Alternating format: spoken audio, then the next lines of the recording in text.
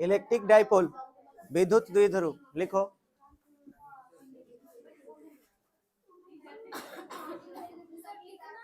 हाँ विद्युत द्विध्रुव बोले, विद्युत द्विध्रुव।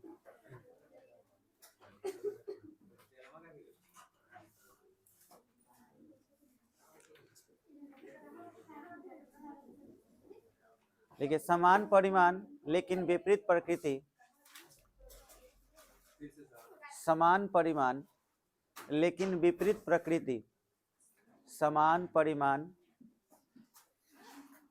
लेकिन विपरीत प्रकृति, समान परिमाण लेकिन विपरीत प्रकृति, लेकिन विपरीत प्रकृति के दो आवेश, समान परिमाण लेकिन विपरीत प्रकृति के दो आवेश एक दूसरे से बहुत ही कम दूरी पर हो, एक दूसरे से बहुत ही कम दूरी पर हो,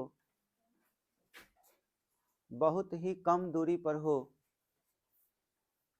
एक दूसरे से बहुत ही कम दूरी पर हो, तो आवेशों के इस निकाय को, आवेशों के इस निकाय को, आवेशों के इस निकाय को विद्युत द्विध्रुव कहते हैं। आवेशों के इस निकाय को विद्युत द्विध्रुव कहते हैं, विद्युत द्विध्रुव कहते हैं। आवेशों के इस निकाय को विद्युत द्विध्रुव कहते हैं। जैसे NaCl, HCl आदि विद्युत द्विध्रुव हैं। NaCl, HCl आदि विद्युत द्विध्रुव हैं, आदि विद्युत द्विध्रुव हैं।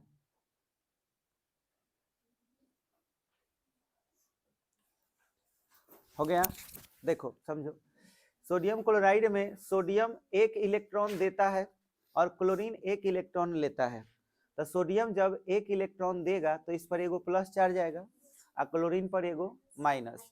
तो देखो इस पर चार्ज एगो प्लस है और एगो क्या है, माइनस है।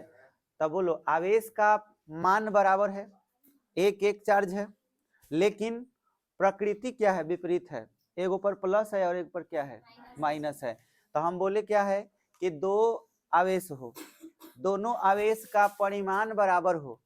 परिमाण बराबर होने का मतलब हुआ कि अगर इस पर चार्ज 1.6 गुने 10 के पावर माइनस 19 कूलम है तो इस पर क्या है, इस पर भी उतना ही है, लेकिन ये प्लस में है और ये किस चीज में है, और ये बहुत ही नजदीक, बहुत ही नजदीक है। तो इस पूरा सिस्टम को, इस पूरे निकाय को हम लोग क्या कहेंगे, विद्युत द्विध्रुव कहेंगे। समझ में आया। विद्युत द्विध्रुव का मतलब होता है कि दो गो ऐसा कण हो जिसमें एगो पर प्लस चार्ज हो और एगो पर माइनस चार्ज हो, लेकिन दोनों पर वैल्यू दोनों का क्या होना चाहिए, बराबर होना चाहिए। जैसे अगर हम तुमसे कहें कि एक पर प्लस क्यू चार्ज है और यहाँ से कुछ दूरी पर माइनस क्यू चार्ज है, तो बोलो ये पूरा सिस्टम एक विद्युत द्विध्रुव है कि नहीं है, है।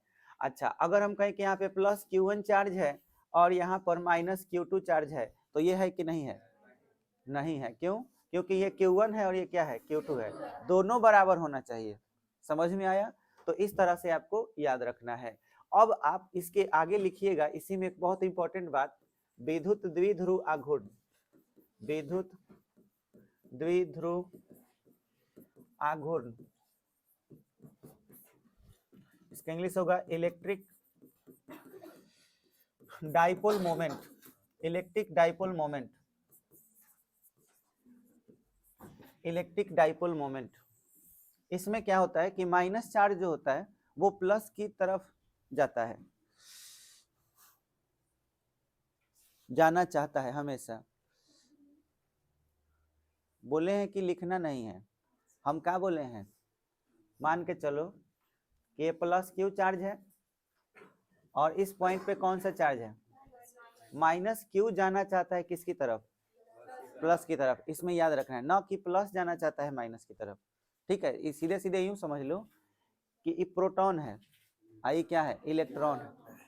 ठीक है, एक प्रोटॉन और एक इलेक्ट्रॉन, एक बहुत मोटा ताजा आदमी है और एक बहुत दुबला पतला आदमी है, दोनों के बीच रस्सी बंधी हुई है, मोटा वाला अपना खींच रहा है, पतला वाला भी खींच रहा है, कौन किसके पास जाएगा? खिंचाते चला जाएगा, लेकिन मोटा वाला के पास वो खिंचाते घिसटाते घिसटाते चला जाएगा बेचारा। मतलब यूं समझ लो कि एक इतना मोटा आदमी बैठा हुआ है, एक दुबला पतला बेचारा, उसको मोटा वाला आदमी ऐसे खींच रहा है और वो एकदम पूरा कोशिश भी कर रहा है लेकिन नहीं हो रहा है। तो अब यहाँ समझो, प्रोटॉन बहुत भारी होता है वही मोटा वाला, ठीक है, इलेक्ट्रॉन बहुत ही हल्का होता है, तो कौन किसके पास जाएगा? जाना चाहेगा, राइट। तो इसलिए याद रखना है कि इधर एगो तीर का चिन्ह देंगे हम, ध्यान देना है, बहुत इंपॉर्टेंट सवाल, इधर हम मिलाएंगे और इधर एक तीर का चिन्ह देंगे, और ये जो गुण देखे कि कौन किसके पास जाना चाहता है, उस गुण को ही कहा जाता है विद्युत द्विध्रुव आघूर्ण, इसे P से सूचित किया जाता है। तो P की दिशा हमेशा पूछी जाए कि किधर होती है, माइनस क्यू से प्लस P की ओर, प्लस क्यू की ओर, माइनस चार्ज से प्लस चार्ज की तरफ। समझ में आया? इसको क्या बोलते हैं? विद्युत द्विध्रुव आघूर्ण। अब इसका मान कितना होता है तो समझ लो, इसका मान जो होता है, इसमें से कोई भी चार्ज ले लो, बात एक ही हुई, खाली प्लस माइनस इसको हटा दो, क्योंकि इसको प्लस माइनस से मतलब नहीं है P को। समझ में आया? तो चार्ज मान के चलो कितना ले लिए, Q।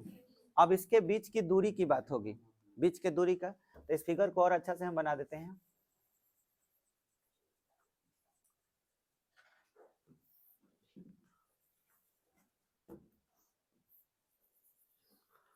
अब इस डायरेक्शन में कौन है? Vector P।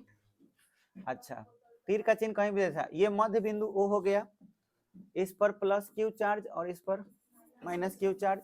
अब ध्यान दीजिए, ये सेंटर है, तो प्रायः हम कभी भी न्यूमेरिकल सॉल्व करेंगे, फिजिक्स में जितना भी पढ़ाई करेंगे इसके बाद, अगर विद्युत द्विध्रुव आघूर्ण का बात होगा तो इसकी लंबाई, मतलब इस विद्युत द्विध्रुव की लंबाई को काठी से सूचित करेंगे, ये ध्यान में रखना है। यहां से यहां तक को L बोलते हैं, ठीक है। तो ये वाला भी कितना होगा? L होगा। तो पूरा लंबाई कितना होगा? 2L होगा। तो द्विध्रुव की पूरी लंबाई कितनी होती है? 2L, और आधी लंबाई कितनी होती है? L होती है। मध्य बिंदु O हो गया। अब 2L में जितना ज्यादा 2L होगा, है ना, जितना ज्यादा 2L होगा और जितना ज्यादा चार्ज होगा, इन दोनों का जो वैल्यू होगा वो P से सीधा संबंध रखेगा, इसलिए Q में गुना हो जाएगा किस चीज से? 2L से, और वो किसके बराबर होगा? P के बराबर। अब हमको कोई पूछे कि भाई बताओ विद्युत द्विध्रुव आघूर्ण किसे कहते हैं, तो सीधे सीधे बोलना है कि विद्युत द्विध्रुव के, है ना, किसी एक सिरे के आवेश का परिमाण, विद्युत द्विध्रुव है तो किसी एक सिरा का ले लो आवेश, आवेश के परिमाण, और द्विध्रुव की कुल लंबाई के गुणनफल को क्या कहते हैं? विद्युत द्विध्रुव आघूर्ण, जिसका मान किसके बराबर होता है? P बराबर Q इंटू 2L। इसको P से सूचित किया जाता है। बोलो, क्लियर हो गया? चलो डेफिनेशन लिखो इसका, बोले, हेडिंग हो गया है, लिखो, विद्युत द्विध्रुव के किसी एक सिरे के आवेश का परिमाण,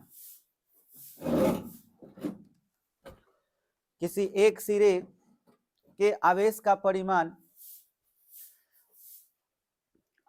परिमाण एवं द्विध्रुव की कुल लंबाई, ब्रैकेट में 2L लिख लो, ब्रैकेट में लिख लीजिएगा 2L, कुल लंबाई, ब्रैकेट में 2L हो गया, कुल लंबाई के गुणनफल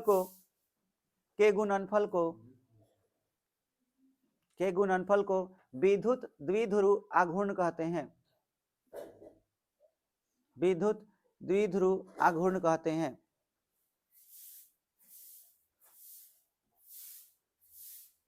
विद्युत द्विध्रुव आघूर्ण कहते हैं। इसकी दिशा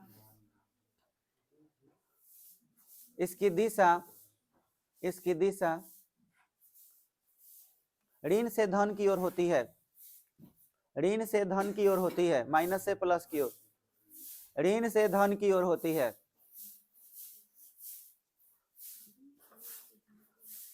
इसे P से सूचित किया जाता है, इसे छोटा p लिखिएगा, इसे P से सूचित किया जाता है,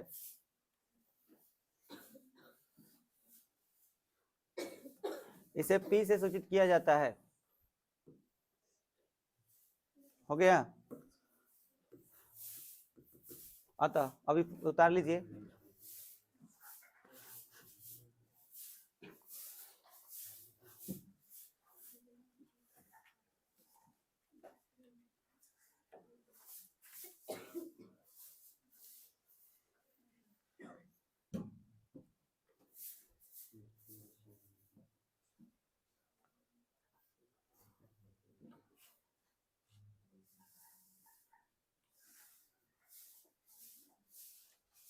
हो गया।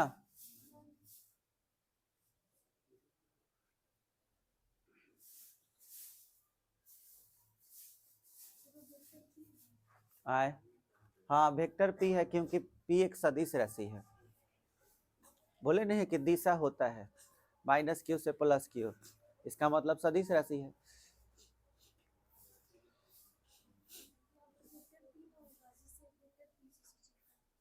आए देखो तरे हो गया। हुआ रे, किसिया कहे बोल रहा है। गुड, अब हो गया बाबू लोग। चल नहीं, कौन बोला है नहीं? एक दूसरे का नाम लगाओ, यही खेलो। आएंगे तो हम भी खेल लेंगे एक बार। ठीक है, हो गया ना। चलो अब मात्रक बताना है तुम लोगों की। मात्रक क्या होना चाहिए इसका? मात्रक बड़ा पूछता है इसका, बताओगे? यहां से मात्रक देख के बता दो क्या मात्रक होगा। अब इसके लिए कूलम हो जाएगा और लंबाई के लिए मीटर हो जाएगा। क्या हो जाएगा? ये भी लिखने का एक अपना तरीका है, कूलम मीटर। अच्छा, इसमें और इसमें क्या फर्क है? हाँ, छोटा सी छोटा एम सेंटीमीटर, बड़ा सी छोटा एम कूलम मीटर। अच्छा, किसी को लग रहा है कि कूलम प्रति मीटर होगा? हाँ, भाग नहीं है, गुना में है, तो इसलिए केवल क्या होगा? Coulomb metre. अच्छा, कूलम मीटर ठीक है। इसके खोजकर्ता का नाम मालूम है? नहीं मालूम होगा। डेबाई था, पूरा नाम क्या था? डेबाई। तो इसको डेबा से याद रहेगा, डेबाई। इसका एक और मात्रक होता है, क्या चीज? डेबा ना रे, डेबाई बोलिए, समझ ले। इसका एक और क्या मात्रक है? डेबाई। तो पूछेंगे कि दवाई कह रहा है, मारेंगे 4 लाख। विद्युत द्विध्रुव घूर्ण का एक और मात्रक क्या होता है? डेबाई होता है। नाम भी वही था, लिख लिया सब।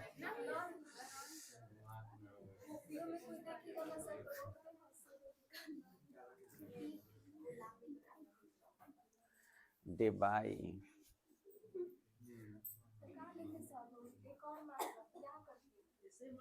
इसी किलोमीटर को ही डेबाई बोलते हैं।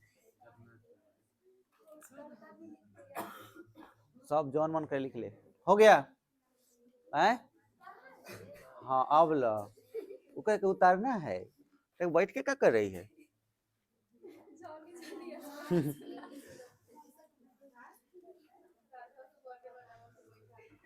हो गया बाबू लोग। आए अब सुनिए, इस पर सवाल बनेगा। सवाल कैसे बनेगा समझो। इस पर सवाल पूछेगा 5 मार्क्स का क्वेश्चन। क्वेश्चन पूछेगा कि द्विध्रुव के कारण विद्युत क्षेत्र की तीव्रता ज्ञात करें।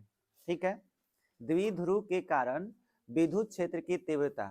तो द्विध्रुव के कारण अगर विद्युत क्षेत्र की तीव्रता पूछता है तो उसमें तीव्रता अलग अलग जगह पर अलग अलग पाया जाता है।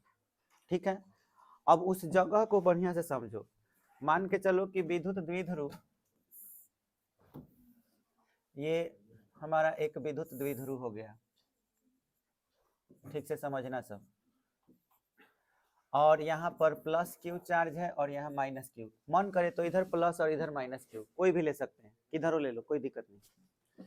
अच्छा, यहाँ पर केंद्र हो गया, ये पूरा लंबाई l हो गया। ठीक, अब तुमको बढ़िया समझना है कि किस जगह पर कैसा विद्युत क्षेत्र होगा। तो पहला बात, परीक्षा में जब सबसे ज्यादा फेमस क्वेश्चन क्या है? अक्षीय निरक्षीय। कि अक्षीय स्थिति में विद्युत क्षेत्र क्या होता है और निरक्षीय। अब अक्षीय क्या होता है?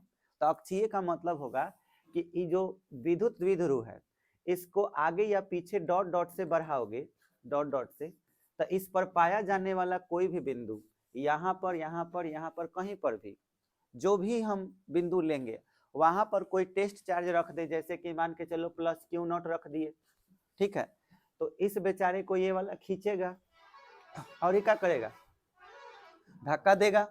लेकिन ज्यादा बल कौन लगाएगा, जो नजदीक होगा वो ज्यादा जोर से खींचेगा।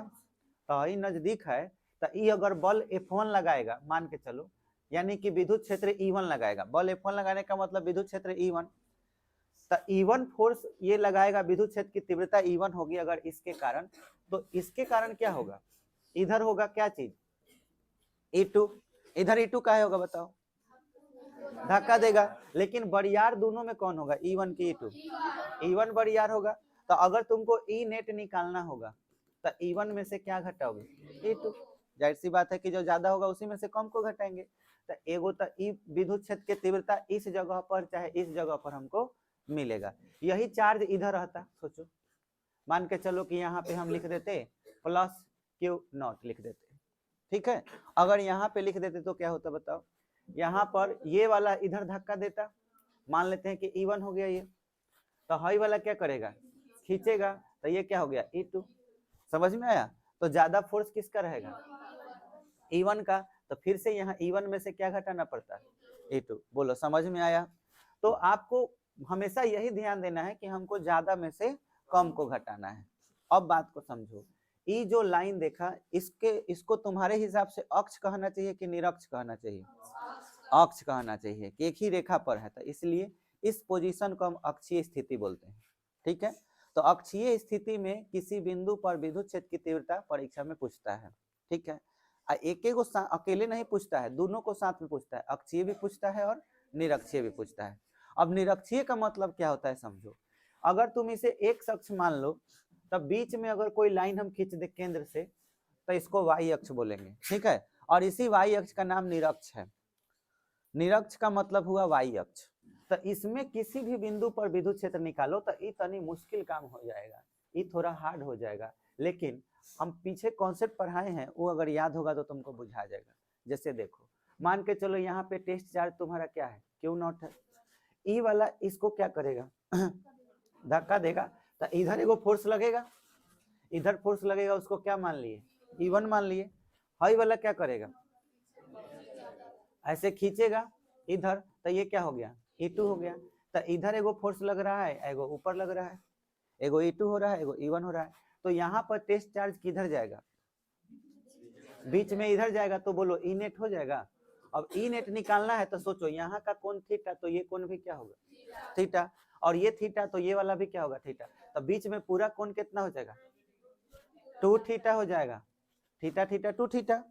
अब ये 2 थीटा हो गया, तो ई नेट अगर हमको निकालना है, तो ई नेट निकालने के लिए हमारे पास फॉर्मूला क्या है, ई नेट निकालने के लिए E1 square plus E2 square plus क्या हो जाएगा 2E1 E2 cos, लेकिन 2 थीटा लिखाएगा रूट ओवर। बात बुझाया। जहां ई नेट है तो इस जगह पर हमको क्या लिखना होगा 2 थीटा, और 2 थीटा लिख दिए हैं तो 2 थीटा यहाँ पे लिखेंगे क्योंकि बीच का कोण आपका क्या हो गया है 2 थीटा। अब इसे ही सॉल्व करेंगे तो हमको यहाँ पर अपना आंसर प्राप्त होगा, ई नेट प्राप्त होगा। तो ये सॉल्व करने का एक तरीका हो गया। तो इस पोजीशन को हम निरक्षीय स्थिति कहेंगे। लेकिन सवाल यहीं पे खत्म नहीं होता है, सवाल में कभी कभी ये भी पूछ देगा कि किसी भी स्थिति में प्राप्त करो, यानी कि विद्युत क्षेत्र जरूरी है कि इस लाइन पर या इसी लाइन पर मिले, इस जगह पे भी तो हो सकता है, अलग अलग जगह पर। कोई टेस्ट चार्ज यहाँ रख दिए तो विद्युत क्षेत्र क्या होगा क्यू नॉट, यहाँ रख दिए तो क्या होगा, तो इसको कोई भी स्थिति माना जाता है। समझ में आया। तो लास्ट में हम लोग कोई भी स्थिति वाला भी बनाएंगे, तो 3 प्रश्न करने वाले हैं, जिसमें से 2 प्रश्न एक साथ में आएगा 5 मार्क्स के लिए, एगो अक्षीय एक निरक्षीय। समझ में आया।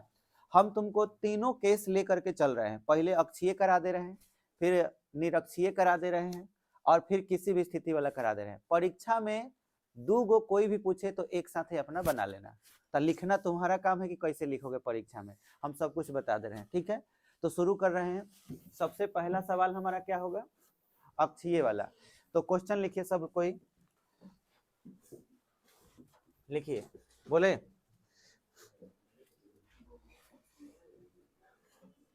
लिखिए, अक्षीय स्थिति में, अक्षीय स्थिति में, अक्षीय स्थिति में विद्युत द्विध्रुव के कारण, विद्युत द्विध्रुव के कारण, विद्युत द्विध्रुव के कारण किसी बिंदु पर, किसी बिंदु पर, किसी बिंदु पर विद्युत क्षेत्र, विद्युत क्षेत्र की तीव्रता का व्यंजक प्राप्त करें, व्यंजक प्राप्त करें। खाली ये भी पूछ सकता है कि विद्युत क्षेत्र ज्ञात करें, बात एक ही हुई। अब हम बनाने वाले हैं विद्युत क्षेत्र की तीव्रता निकालने के लिए एक विद्युत द्विध्रुव। सब लोग आप देखते जाइएगा और आप ही लोग बताइएगा कैसे क्या करना है, पीछे का पढ़ाई ही काम करेगा, ठीक है। तो आपको ध्यान देना है बढ़िया से और समझना है और बताना है, ठीक है। चलिए शुरू करें, हटाए ना इसको। आइए, अब हम एक विद्युत द्विध्रुव बनाने वाले हैं। देखिए सब कोई बढ़िया से,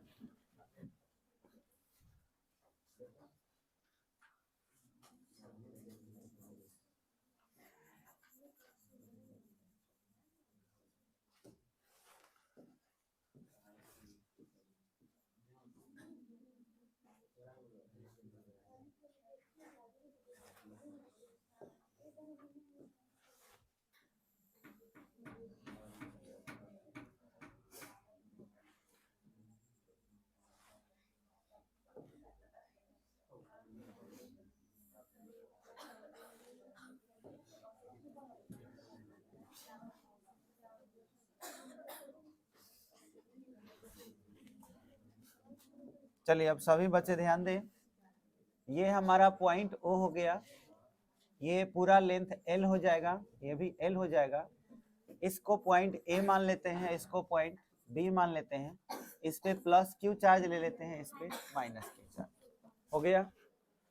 अब हमको विद्युत द्विध्रुव के कारण अक्षीय स्थिति में विद्युत क्षेत्र ज्ञात करना है। तो पहले ये फिगर बनाने आ जाएगा कि नहीं, एक लाइन खींचना है, एक जगह प्लस लेना है, एक जगह माइनस। मन करे तो इधर माइनस ले लेंगे, इधर प्लस, कोई फर्क नहीं पड़ता, कॉन्सेप्ट वही रहेगा, ठीक है। अच्छा, यहाँ ए और यहाँ बी मान लिए, तो हमको अगर केवल इतना के बारे में लिखना हो तो क्या लिखना चाहिए कि माना ए बी एक विद्युत द्विध्रुव है। ए बी क्या है, एक विद्युत द्विध्रुव है जिसके सिरा ए पर प्लस क्यू आवेश है और सिरा बी पर माइनस क्यू है ना। अब हम इतना मान लिए हैं कि विद्युत मध्य बिंदु क्या है, ओ है।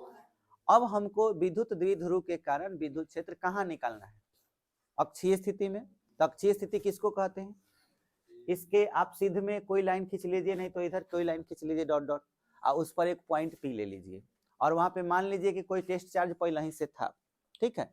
तो अगर हम इसको डॉट डॉट से बढ़ा दे रहे हैं ये लाइन, ठीक है, तो ये पूरा कौन सा स्थिति हो गया, अक्षीय हो गया। अब यहाँ पर हम एक पॉइंट पी ले रहे हैं और इसी पर हमको क्या निकालना है, विद्युत क्षेत्र निकालना है। तो दूरी कहाँ से मापेंगे, मध्य बिंदु से। तो मध्य बिंदु से ही हम दूरी मापते हैं कभी भी विद्युत द्विध्रुव में। तो यहाँ से लेकर के यहाँ तक की जो दूरी है उसको क्या मान लेंगे, आर मान लेंगे। क्लियर हो गया। इतना मान लेने के बाद हमको इसके बारे में अगर लिखना हो तो कैसे लिखेंगे, बहुत ही सिंपल। माना कि ए बी एक क्या है, विद्युत द्विध्रुव है जिसके सिरा ए पर प्लस क्यू आवेश और सिरा बी पर माइनस क्यू आवेश है। क्लियर हो गया। मध्य बिंदु ओ से आर दूरी पर अक्षीय स्थिति में क्या स्थित है, बिंदु पी स्थित है, जिस पर हमें क्या निकालना है, विद्युत क्षेत्र की तीव्रता। बोलो कौन कौन बता सकता है इतना तक, एनीबॉडी। ना ये नहीं होगा क्योंकि समझने वाला समझ गया होगा, कौन बताएगा, नहीं तो इसके आगे हम बढ़ेंगे। एनीबॉडी, अगर परीक्षा में लिखना हो तो कैसे लिखेंगे, बोलिए अंशु जी बताइए। कॉन्सेंट्रेशन कितना है यही तो चेक करना है, कल इसी बात पर तो चर्चा हुआ था पूरा।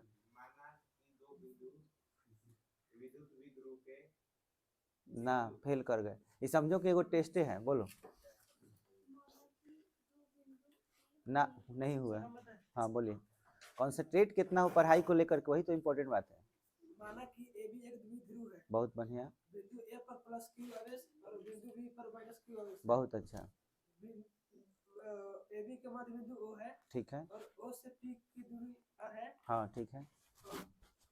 बिंदु पी एक अक्षीय स्थिति में बिंदु है। हाँ, तो इस पर क्या निकालना है?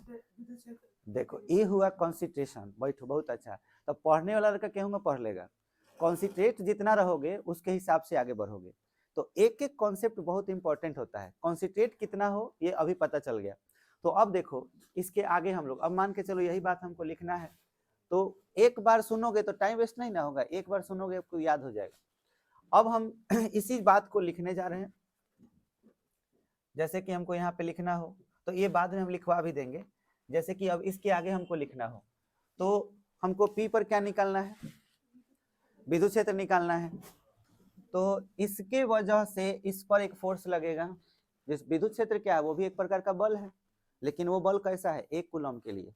ठीक है, तो हम ये मान के चलते हैं कि यहाँ पे कोई टेस्ट चार्ज Q0 पहले से था। ठीक है, और इस पर हम फोर्स निकालते हैं। फोर्स निकालने का मतलब हुआ इलेक्ट्रिक फील्ड निकालना। तो कोई एक चार्ज ले लो, जैसे कि ए के कारण इधर फोर्स लगेगा, इधर इस साइड, क्योंकि यहाँ पे कौन सा चार्ज स्थित है? पहले ही से प्लस चार्ज है। तो इधर एक आपका इलेक्ट्रिक फील्ड हो जाएगा। इस इलेक्ट्रिक फील्ड को हम मान लेते हैं कि इलेक्ट्रिक फील्ड कौन सा है? E1 है। और इधर एक लगेगा क्या चीज? E2 लगेगा। अब ज्यादा कौन होगा? E2 ज्यादा होगा। क्यों? क्योंकि E2 यानी कि खींच रहा है माइनस की ओर, ये नजदीक है। तो हम ये लिखेंगे कि माना, या ये भी लिख सकते हैं कि ई नेट बराबर, बोलिए ई नेट बराबर क्या लिखेंगे? E2 माइनस E1 लिखेंगे। चलो अब E2 का मान हमको निकालना है। E2, तो E2 अगर निकालना है तो हम लोग पढ़ चुके हैं कि एक बिंदु आवेश हो, याद करो, यहाँ पे अगर प्लस Q चार्ज हो, R दूरी हो, तो इस जगह पर बिंदु P पर विद्युत क्षेत्र कितना होता है? KQ/R²। ये पढ़ चुके हैं। सिर्फ यहाँ का चार्ज यहाँ लिख दो और बीच का दूरी लिख दो, तीव्रता निकल गया। ठीक से देखो, यहाँ पे एक चार्ज पहले से क्या है? -Q। यहाँ से यहाँ तक दूरी क्या है? नहीं, गलत जवाब। यहाँ तक का दूरी R है। हाँ, O भी यानी कि L हो जाएगा। बहुत बढ़िया। यहाँ से यहाँ तक का दूरी R है और इसमें से हमको क्या घटा देना है? L। तो यहाँ से यहाँ तक का दूरी मिल जाएगा। तो अगर E2 का मान निकालना है तो K Q, अच्छा माइनस Q ने क्यों नहीं लिखे हैं? क्योंकि सदिश राशि में हम माइनस या प्लस का चिन्ह नहीं लेते हैं, डायरेक्ट जोड़ घटाव जो करते हैं वो दिशा के बेस पर करते हैं। तो K Q और बटा में बताओ क्या होगा? R माइनस L का होल स्क्वायर। पूरा R में से इसको क्या करेंगे? घटा देंगे, तो इतना मिल जाएगा। फिर माइनस E1 का मान लिखना है। तो E1 उधर वाला वो चार्ज है, ठीक है, E1 यानी कि ये वाला माइ प्लस Q। तो क्या लिखोगे? K Q बटा क्या हो जाएगा? पूरा यहाँ तक का दूरी R प्लस L का होल स्क्वायर। अब कॉमन क्या है? K Q, तो 1 बटा में R माइनस L का होल स्क्वायर माइनस 1 बटा में R प्लस L का होल स्क्वायर। ये हो जाएगा। LCM ले लेंगे तो K Q R minus L का whole square into R plus L का होल स्क्वायर। देखो R माइनस L और R प्लस L, इसका होल स्क्वायर यहाँ पे है, लघुत्तम ले लिए हैं, तो ये वाला टर्म कट जाएगा। बचेगा क्या? R प्लस L का होल स्क्वायर और इसे 1 में गुना हो जाएगा। तो क्या हो जाएगा? R प्लस L का होल स्क्वायर, और यहाँ क्या था? माइनस था, minus R plus L square cut गया तो इससे 1 में गुना हो जाएगा, तो R माइनस L का होल स्क्वायर। अब देखो ये पूरा A स्क्वायर है और ये पूरा क्या है? B square. तो A square minus B square बराबर क्या होता है? A प्लस B, यानी R प्लस L में एक बार जोड़ेंगे क्या चीज? R minus L into R plus L में से घटाएंगे क्या चीज? R minus L। तो R इस माइनस से यह माइनस क्या हो जाएगा? प्लस। अब R से R कट गया, L से L कट गया, नीचे सब पर स्क्वायर है, तो मैं चाहूं तो R minus L into R plus L और मिडिल ब्रैकेट देकर होल स्क्वायर लिख सकता हूं ऐसे, क्योंकि स्क्वायर तो दोनों पे है। अच्छा अब गौर से देखो आर आर कितना हो जाएगा, तो के क्यू और यहाँ 2r हो गया। अच्छा एल एल कितना हो जाएगा, 2l हो जाएगा। नीचे देखो क्या होगा, a minus B A plus B, तो A square minus B square हो जाएगा। इसका पावर 2 पहले ही से है तो पावर 2 कर दिए। अच्छा अगर q को 2l के पास भेज दें तो क्या हो जाएगा, के क्यू, क्यू हटा दें, के लिख देते हैं, 2r ज्यों का त्यों रहा।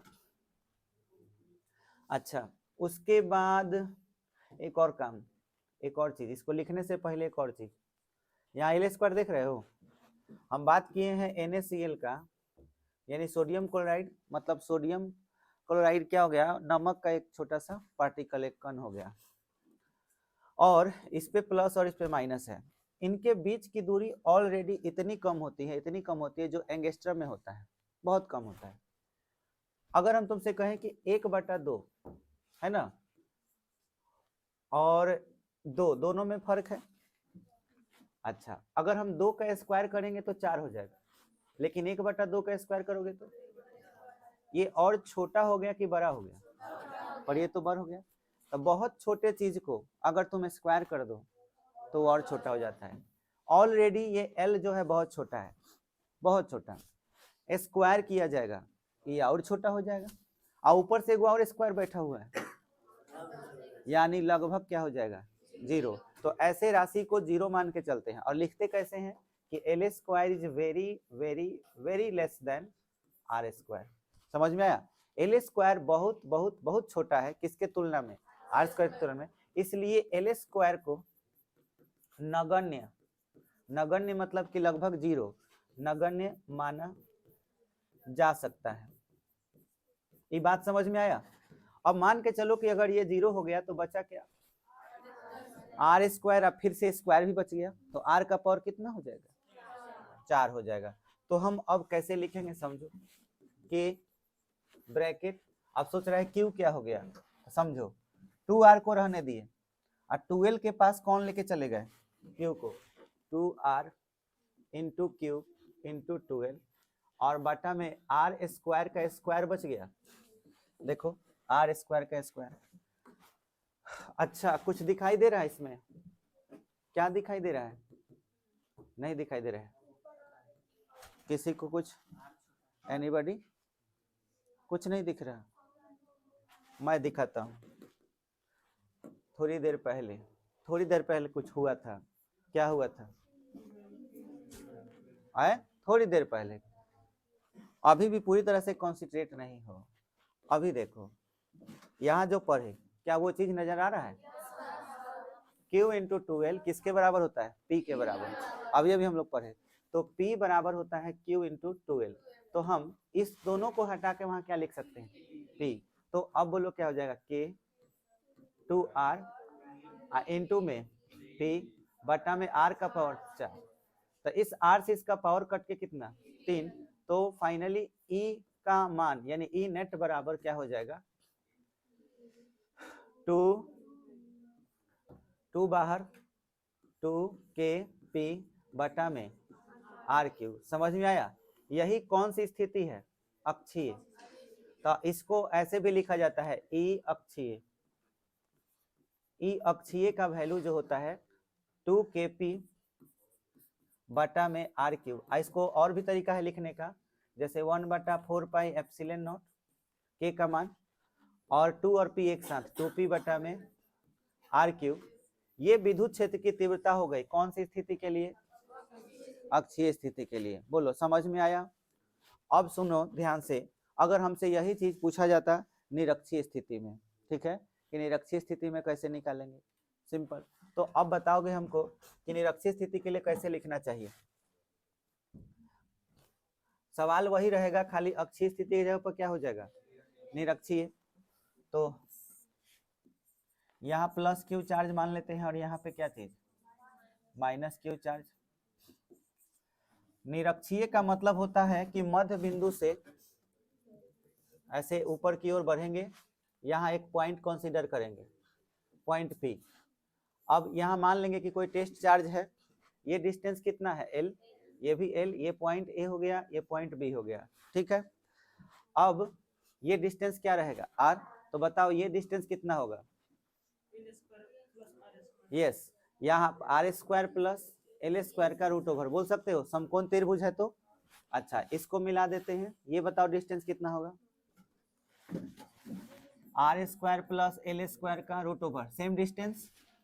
अब ध्यान से समझो, प्लस क्यू यहाँ के टेस्ट चार्ज अगर होगा तो इधर धक्का देगा, तो उसको क्या मान लिए? E1, और माइनस क्यू इधर खींचेगा तो इधर क्या हो जाएगा? E2 हो जाएगा। तो बोलो बीच में आपका ई नेट आएगा, समझ में आया? अच्छा, ये कोण अगर थीटा चाहे यह कोण थीटा, दोनों तो बराबर ही होगा। अच्छा, यह थीटा होगा तो यह भी थीटा होगा, तो ये कितना हो जाएगा? थीटा, 2 थीटा हो गया। अब मुझे ई नेट निकालना हो तो ई नेट बराबर बोलो क्या लिखेंगे?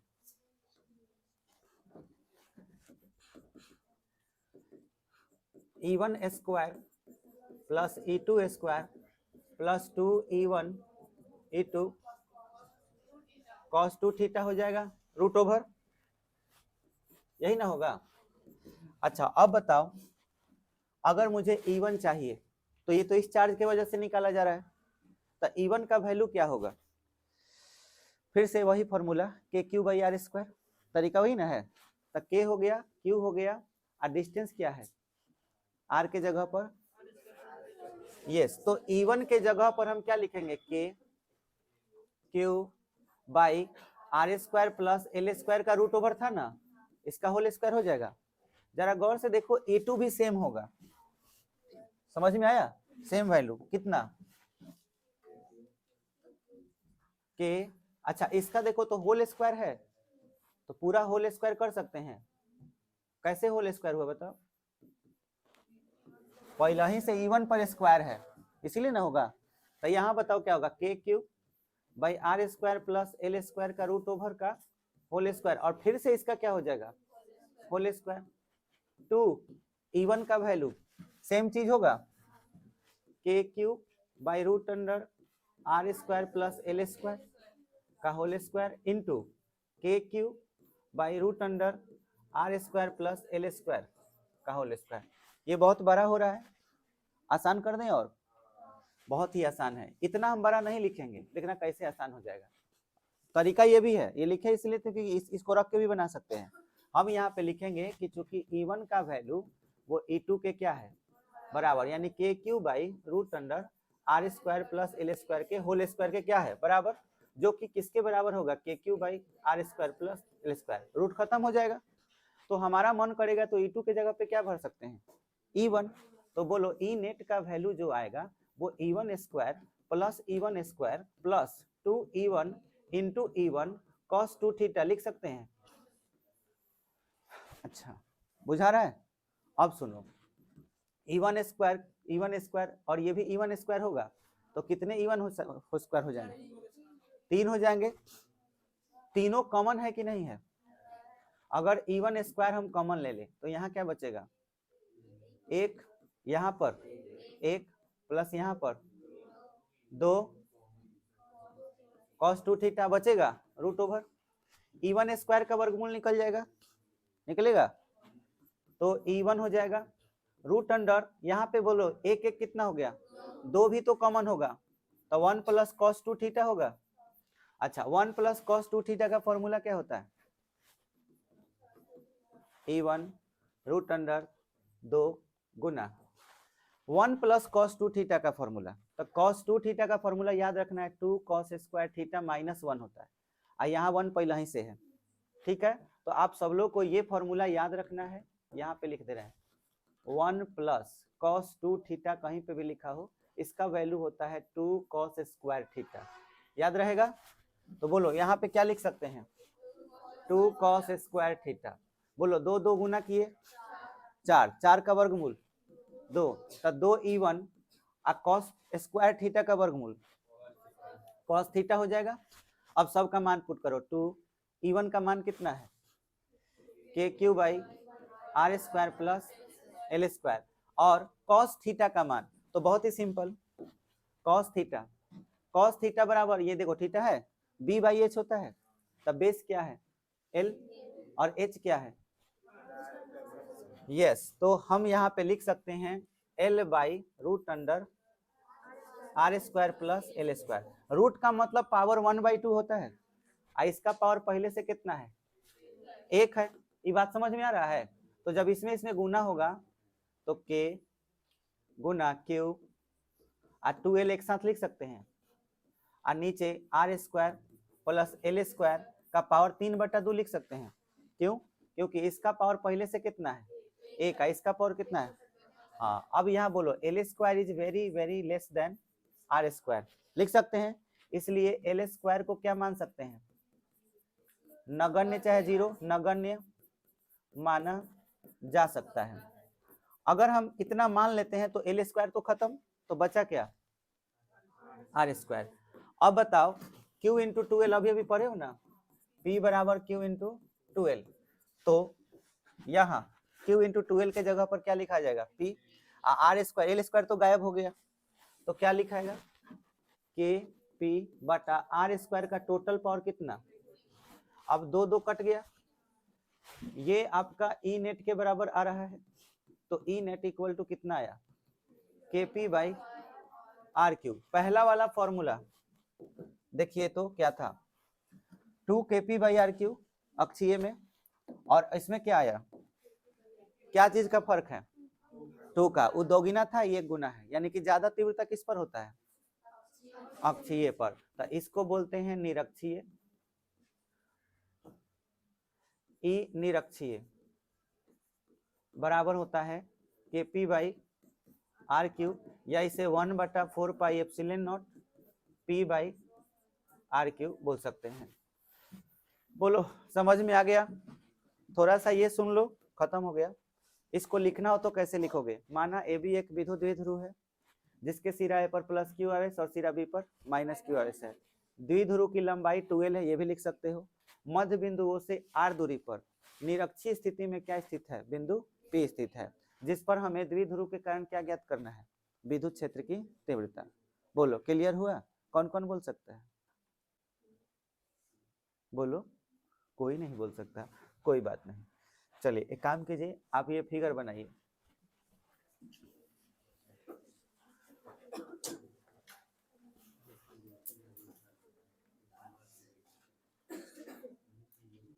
फिगर हो गया, फिगर तेजी में बनाओ। फिगर हो गया। चलो लिखो, माना कि ए बी एक विद्युत द्विध्रुव है माना कि ए बी एक विद्युत द्विध्रुव है जिसके सिरा ए पर प्लस क्यू आवेश, जिसके सिरा ए पर प्लस क्यू आवेश, माना कि ए बी एक विद्युत द्विध्रुव है, माना कि ए बी एक विद्युत द्विध्रुव है जिसके सिरा ए पर प्लस क्यू आवेश, सिरा ए पर प्लस क्यू आवेश,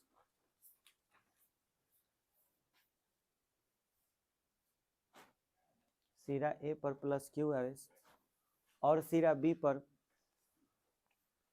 और सिरा बी पर माइनस क्यू आवेश है, सिरा बी पर माइनस क्यू आवेश है।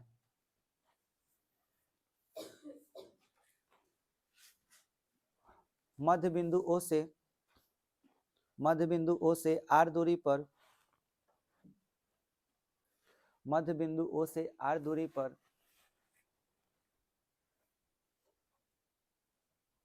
मध्य बिंदु ओ से आर दूरी पर अक्षीय स्थिति में, अक्षीय स्थिति में, अक्षीय स्थिति में बिंदु P स्थित है, बिंदु P स्थित है, बिंदु P स्थित है जिस पर, जिस पर, जिस पर परिणामी विद्युत क्षेत्र ज्ञात करना है, जिस पर परिणामी विद्युत क्षेत्र ज्ञात करना है। तब माना, तब माना, तब माना, तब माना प्लस क्यू आवेश के कारण, प्लस क्यू आवेश के कारण,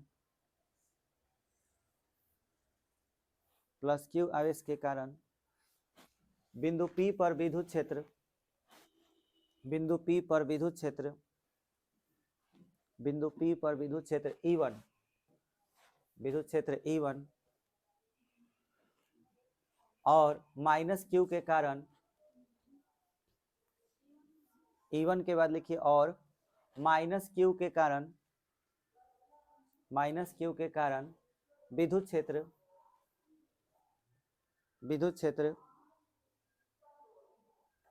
E2 है, E2 है। हो गया। अब यहां से लिखेंगे, इसलिए ए नेट यहाँ से लिखे के पड़ी तब फोटो खिंचाई। क्वेश्चन में खाली कहाँ बदलाव होगा, सुनो अब ध्यान से। क्वेश्चन में कहाँ बदलाव करेंगे, अक्षीय के जगह पर क्या आ जाएगा, निरक्षीय स्थिति में विद्युत द्विध्रुव के कारण किसी बिंदु पर विद्युत क्षेत्र की तीव्रता का व्यंजक प्राप्त करें। क्वेश्चन लिखिए पहले।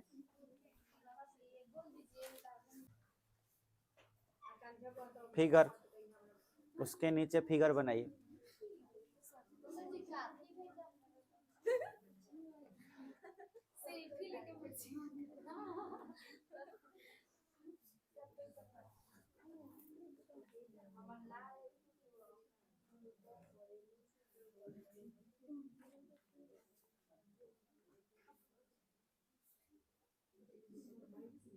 माना कि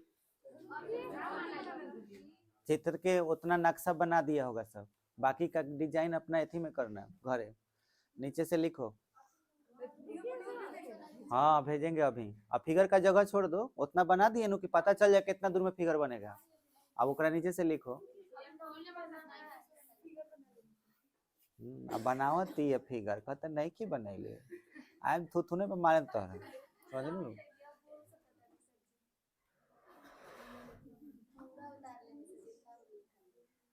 माना ए बी एक विद्युत द्विध्रुव है, माना ए बी एक विद्युत द्विध्रुव है।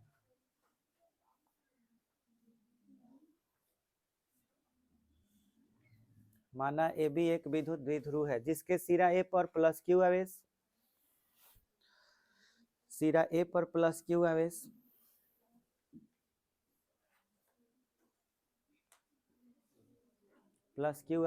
और सिरा बी पर माइनस क्यू आवेश है, और सिरा बी पर माइनस क्यू आवेश है।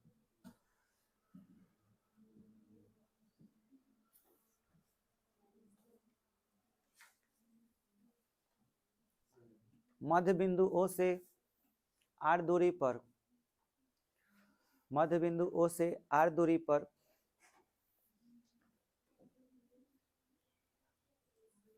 पर निरक्षीय स्थिति में बिंदु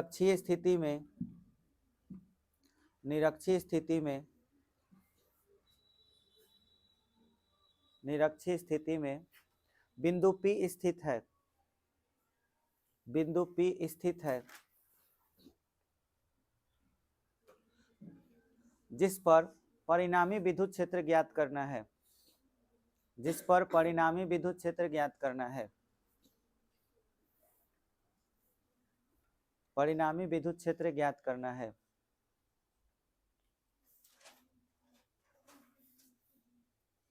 परिणामी विद्युत क्षेत्र ज्ञात करना है। तब माना प्लस क्यू आवेश के कारण बिंदु P पर तीव्रता E1, बिंदु P पर तीव्रता E1